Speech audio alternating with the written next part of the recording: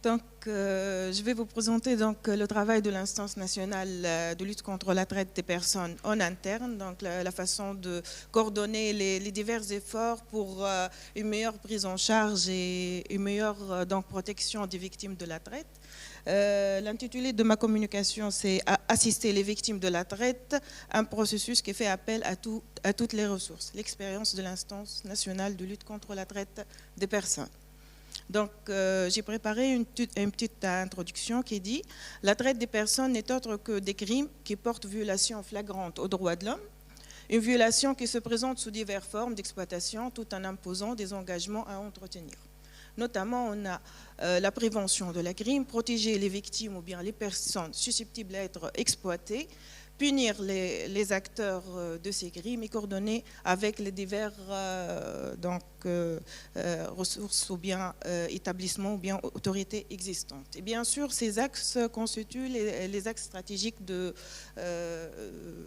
la stratégie nationale de lutte contre la traite des personnes adoptée par le gouvernement tunisien.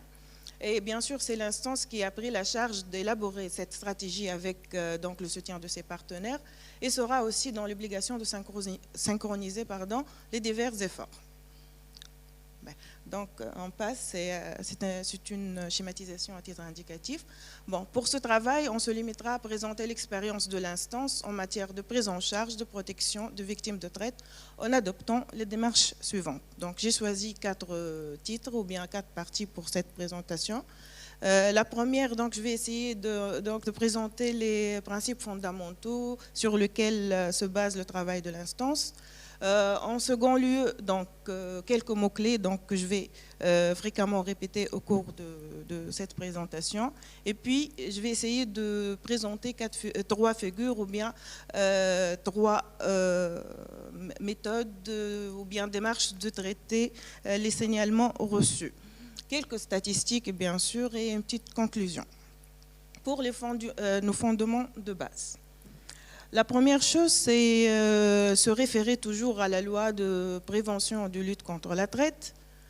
La seconde, c'est préserver la dignité de l'être humain ou bien de la personne qui se présente à l'instance, que ce soit une victime ou bien autre. Respecter les croyances de la personne. Et au cours des premières journées, la présidente et même notre collègue Dr Ahmed a parlé de ceux qui sont sous serment ou bien qui ont une certaine appartenance idéologique.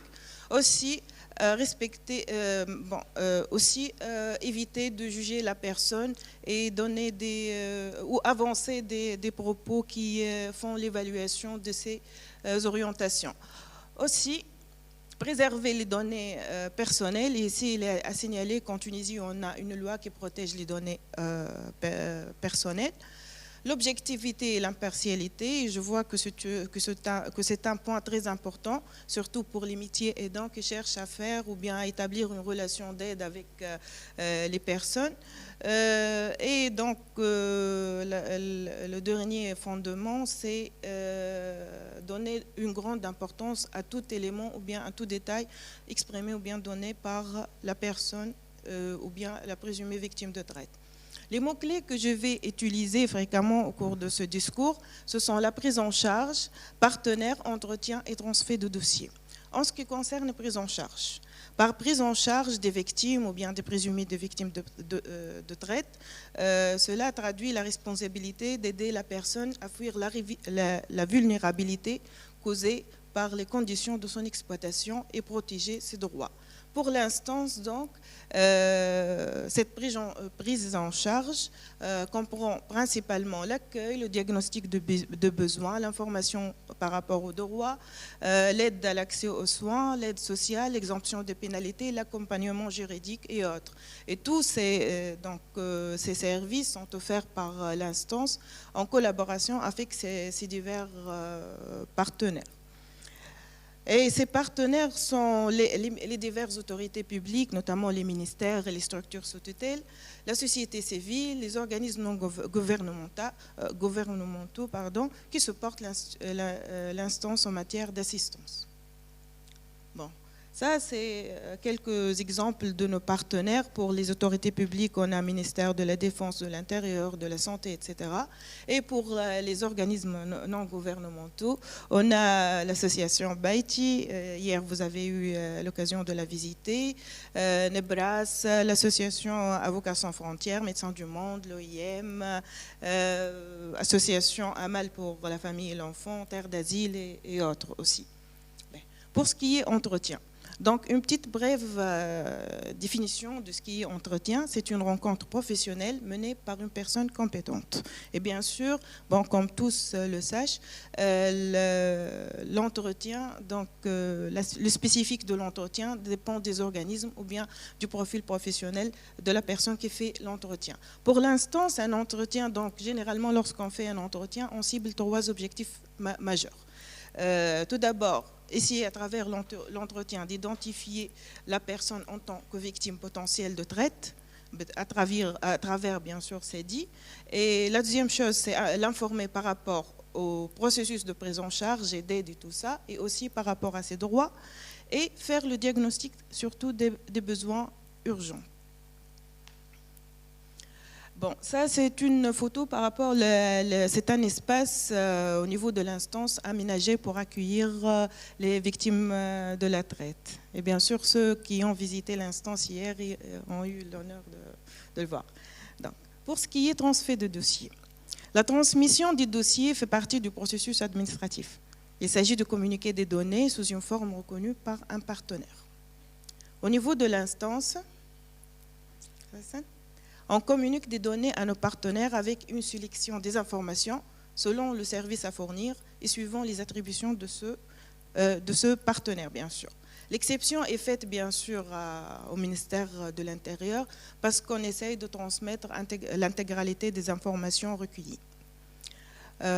Donc, la transmission de ces informations, généralement, se fait d'une façon sécurisée, soit par fax, ou bien par mail, ou bien un document écrit par porteur. Là, je passe pour vous présenter les 3 figures de traitement des divers signalements. Le premier figure, il s'agit de réception d'un signalement écrit. Qu'est-ce qu'un signalement écrit ? Un signalement écrit est une alerte adressée sous forme d'un document qui contient certaines informations qui soupçonnent une situation d'exploitation. Ce document écrit peut être reçu par voie électronique ou à travers un courrier administratif classique ou à travers même une lettre anonyme par voie postale. Là, j'ai un peu schématisé donc, le traitement de ce signalement écrit. Donc, la première situation de traitement, lorsqu'il s'agit d'un traitement écrit par rapport à une situation urgente. Donc, la réception de ce signalement, le transfert direct et urgent au ministère de l'Intérieur et notamment à la sous-direction de la protection sociale. Et puis, c'est le ministère, cette direction qui fait un travail d'urgence en matière d'intervention, d'identification de la personne et tout ça pour recueillir les éléments constitutifs de la traite et le qualifier, disons, de victime potentielle de traite et faire le transfert directement au ministère public pour commencer, déclencher un processus judiciaire et en même temps, elle fait un compte rendu à l'instance pour que l'instance puisse faire le diagnostic de besoin et toute la démarche pour la prise en charge. On passe. Bon. La deuxième situation, lorsqu'il s'agit d'un signalement écrit reçu et qu'il ne s'agit pas d'une situation urgente, donc on reçoit le signalement, on contacte la présumée victime, on fait un entretien pour l'identifier et tout ça, on transfère les informations et les données recueillies au ministère de l'Intérieur qui fait, comme à la première figure, son travail et fait le transfert de dossier au ministère public et un petit compte rendu à l'instance pour donc, la suite de dossier. Le deuxième figure, c'est un signalement au reçu à travers un numéro vert. Donc l'instance a son numéro vert, il est déjà noté, qui est à la disposition des appels venant de l'extérieur, donc d'une façon gratuite.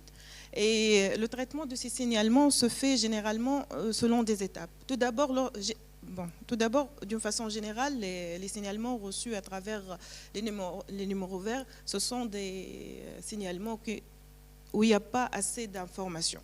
Donc, la personne qui reçoit l'appel doit essayer d'avoir plus de données par rapport de données. Réception, donc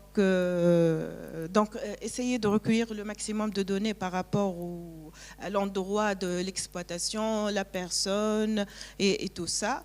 Faire le transfert direct urgent au ministère de l'Intérieur et qui fait l'action, essayer d'identifier l'endroit, la personne qui reste toujours inconnue pour l'instance, etc. Donc ici, j'ai un peu schématisé ce processus. Donc la réception d'un appel par le numéro vert, collecte de données, transfert ministère de l'Intérieur, l'intervention du ministère de l'Intérieur, après identification, donc transmission au ministère public et puis un compte rendu à l'instance pour faire sa prise en charge. Très bien.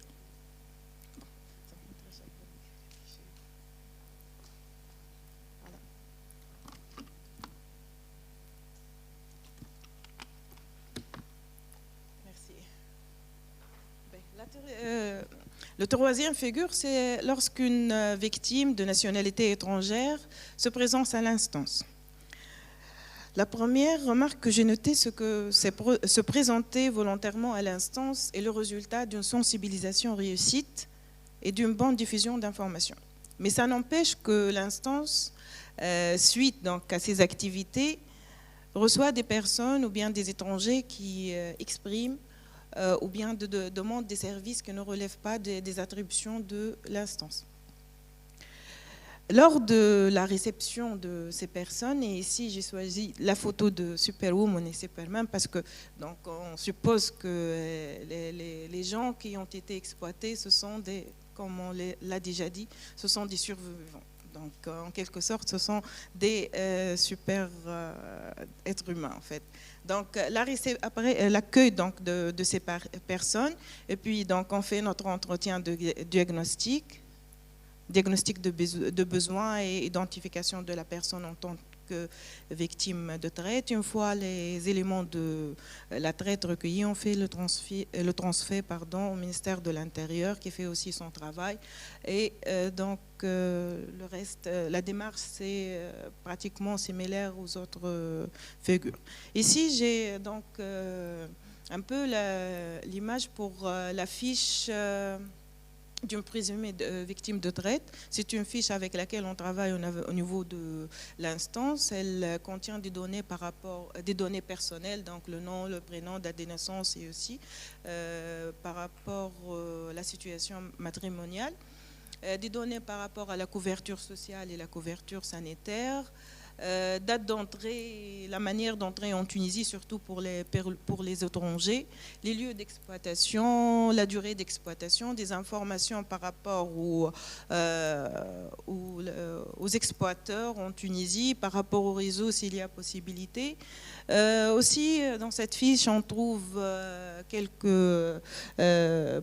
c'est une liste non exhaustive des divers demandes de la personne, donc que ce soit une demande de retour volontaire, l'aide à l'insertion, l'aide à la régularisation de situation en Tunisie, prise en charge médicale, sociale, etc. On passe ? On passe. Une dernière note avant de passer par rapport au traitement des signalements. Bien qu'on fait l'instance fait le référencement en premier lieu au ministère de l'Intérieur, spécialement à la sous-direction de la protection sociale. Donc l'instance, selon la loi, elle a le pouvoir de transmettre directement aux instances juridictionnelles compétentes. Là, j'ai un petit rappel par rapport aux statistiques qui a été présenté par la présidente au cours du premier jour, je crois, bien du 12e jour. Donc, en 2018, l'instance, je parle ici des cas ou bien des signalements reçus à l'instance, pas la totalité des cas traités par les diverses autorités. Donc, on a reçu 413 victimes. Donc, selon cette répartition, on voit donc différentes nationalités. Et donc, par rapport au genre, diapo suivant. Par rapport au genre, il y avait à peu près donc 63 hommes, 319 femmes, 14 filles et 17 enfants. Ça, c'est par rapport aux statistiques de 2018. Là, je vais présenter peut-être, si je peux le dire, c'est un avant-goût par rapport à notre rapport national 2019. Au cours du premier semestre 2019, on a reçu 402 signalements concernant 397 cas, parce que pour certains cas, on reçoit un signalement de la part de plusieurs parties concernant la même situation. Donc, si vous remarquez, donc, il y a divers nationalités avec le grand lot pour les signalements des cas venant du Côte d'Ivoire. Bon, une petite répartition genrée. Donc, vous voyez, toujours, il y a beaucoup de femmes par rapport aux hommes. On passe.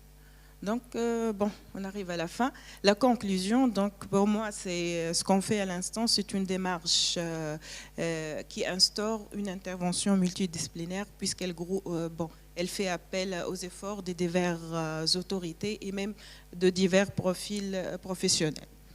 Donc, non, Arja, pardon.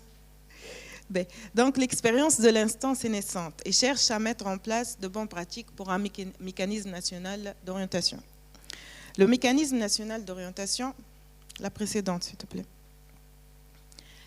étant un système qui vise l'harmonisation et l'enchaînement des activités des divers intervenants.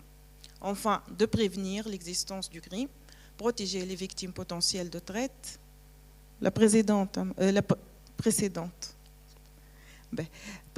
Protéger les victimes potentielles de traite, punir les acteurs de ces crimes et construire des partenariats fiables et bien déterminés. Et là, ce point fait rappel aux 4P de la loi de prévention et de lutte contre la traite.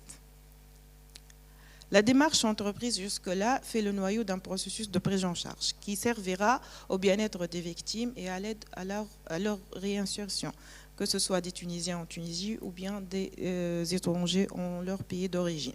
Cette intervention implique les diverses autorités étatiques, les organismes non gouvernementaux, la société civile et les instances publiques indépendantes. Aussi, elle implique les diverses spécialités et divers profils professionnels tels que le travailleur social, psychologue, officier de police, douanier, juge, inspecteur de travail, etc. Et en tout cela, donc, l'instance fait un levier de coordination. Mais cela ne cache pas la réalité de manque de ressources et de moyens pour une meilleure qualité de prise en charge dans les moments opportuns. Et là, j'aimerais bien mentionner qu'au niveau de l'instance, on est, disons, 3 à 4 personnes à faire tout le travail. Et pour la sous-direction de la protection sociale, il s'agit de 3 personnes qui font le traitement des divers cas de traite de personnes. Avant de finir, il est important d'informer par rapport aux prochaines activités de l'instance. Au niveau organisationnel, donc suite à la promulgation du décret d'organisation, l'instance est appelée à initier des commissions, notamment selon la loi, on a 4 commissions. Commission de suivi et d'évaluation, de recherche et des études, commission de formation et de mise à niveau des compétences et la commission de suivi des cas de victimes. Aussi, comme l'a déjà annoncé Madame la Présidente, l'instance, donc très bientôt, va mettre en place un conseil consultatif des victimes, constitué de victimes de traite ou bien membres d'associations qui sont subsahariennes ou quelque chose comme ça. Bon, au niveau opérationnel, donc, préparer un guide de procédure interne qui réglemente le travail de l'instance, poursuivre la démarche de promulgation du décret de gratuité de soins pour les victimes de traite, poursuivre aussi la mise en place des conventions et des partenariats. Et là, on a déjà 4 conventions en attente avec la société civile, en attente de signature, bien sûr. Poursuivre les formations et la mise à niveau des compétences des membres de l'instance et des divers professionnels ainsi que la société civile. Et très prochainement, ça sera au cours de la semaine prochaine, poursuivre la mise en place de mécanismes nationaux d'orientation. Donc on aura un petit atelier avec nos partenaires, société civile et divers professionnels, donc pour continuer donc, la conception de ce mécanisme. Aussi la finalisation d'un kit d'aide aux victimes de la traite. Donc c'est un kit qu'on est en train de préparer avec le soutien de l'ONUDC. Donc là j'ai terminé, donc c'est quelques abréviations que j'ai utilisées au cours de ce discours. Là c'est une photo, ce n'est pas la totalité des membres de l'instance, mais une bonne majorité avec la présence de Imen de l'OIM, Madame Sané aussi. Et donc, merci pour votre attention.